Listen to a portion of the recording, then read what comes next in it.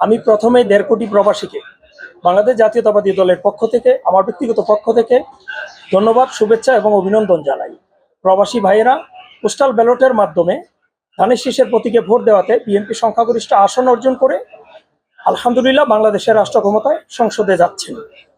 Already BNP chairman জনাব তারেক রহমান ঘোষণা দিয়েছেন প্রবাসীদেরকে প্রবাসী কার্ড দিবেন।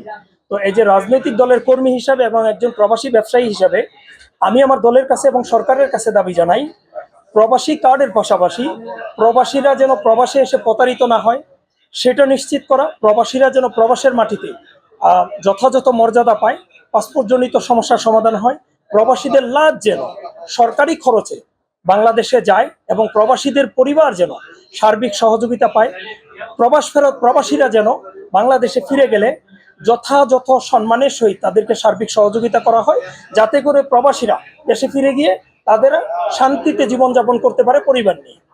আমরা বিএনপির চেয়ারম্যান জনাব তারেক রহমানের নেতৃত্বে বাংলাদেশে যে সরকার গঠন করতে যাচ্ছি, আমি প্রবাসীদের পক্ষ থেকে আমি কঠোরভাবে একটা দাবি জানাচ্ছি। বিশেষ করে যেসব সিন্ডিকেটগুলো আছে, কর্মী নিয়োগ, টিকিট, এসবগুলো বন্ধ করতে হবে এবং তাদের যে বিভিন্ন যে সমস্যা আছে, এদেশে অনেক সময় কাগজপাতি বা তাদের ভিসা সংক্রান্ত ব্যাপারে অনেক সমস্যা তাদের থাকে, তাদের এই ভিসা সংক্রান্ত ব্যাপারে আমাদের সরকারকে বিশেষভাবে একটা উদ্যোগ নিতে হবে। আমি আরও জানাচ্ছি, অনেক আমাদের বাংলাদেশি অনেক প্রবাসী যারা জেলখানায় বহুদিন যাবৎ পড়ে আছে, তাদের খোঁজ নেওয়ার কোনো লোকজন নাই। আমি এই সরকারের কাছে, নতুন সরকারের কাছে একটা বিশেষভাবে আবেদন করছি যে তাদেরকে যাতে খোঁজ খবর নিয়ে এবং তাদের এখানে এসে বিভিন্ন ডিপো গিয়ে তাদেরকে যাতে দেশে সহজভাবে সহজ সত্ত্বে যাতে বাংলাদেশে ফিরিয়ে নিয়ে যায়, এটার উপর বিশেষ করে গুরুত্ব আরোপ করতে হবে। ধন্যবাদ RTVকে, ধন্যবাদ। আসসালামু আলাইকুম। আলহামদুলিল্লাহ, আমরা প্রবাসীরা অনেক আনন্দিত।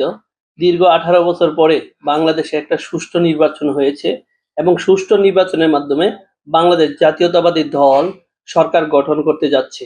আমরা আশা করব বাংলাদেশ জাতীয়তাবাদী দল যখন সরকার গঠন করবে, প্রবাসীদেরকে যাতে সর্বোচ্চ সম্মান দেওয়া হয়।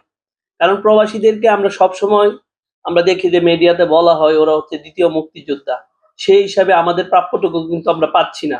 আমরা ফার্স্টেই যেটা হয় সেটা হচ্ছে এয়ারপোর্টে আমরা যখন আসা যাওয়া করি ওইখানে অবমূল্যায়ন করা হয়, প্লাস হচ্ছে রেমিটেন্সের উপর নির্ভর করে, একটা ব্যক্তির উপর নির্ভর করে কিন্তু বাংলাদেশ অর্থনৈতিক সচ্ছলতা আছে।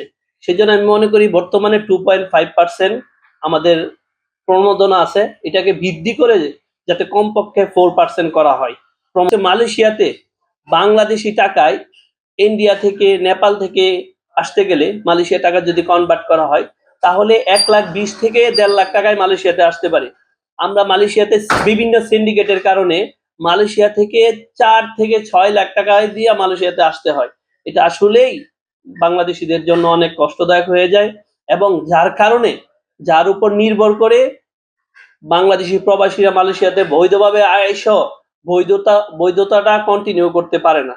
কারণ 6 লাখ টাকাটা কেউ আসলে পরে আবার ভিসা রিনিউ করতে হয়, তারপরে দেখা যায় যে যেই টাকাটা দিয়ে আসে ওই টাকাটার অনেকগুলা রেন্ট থাকে, যার জন্য কন্টিনিউ করতে পারে নাই।